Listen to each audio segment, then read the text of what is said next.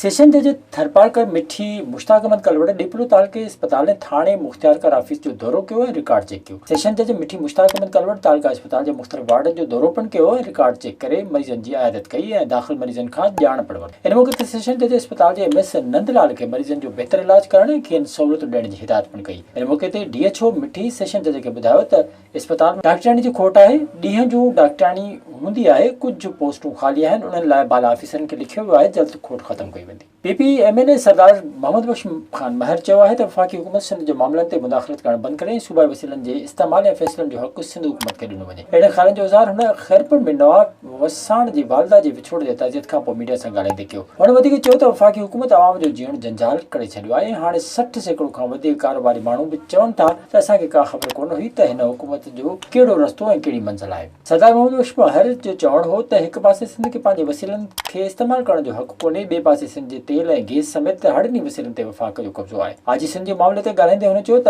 इन मामले ते बि वफ़ाक़ सिंध मथां पंहिंजी मर्ज़ी मारणु चाहे थो, जेका सरासर वफ़ाक़ जे नंढे सूबे सां ज़्यादती आहे। विज़िट कयो अवामी आवाज़ मीडिया ग्रुप जी वेबसाइट awamiawaz.pk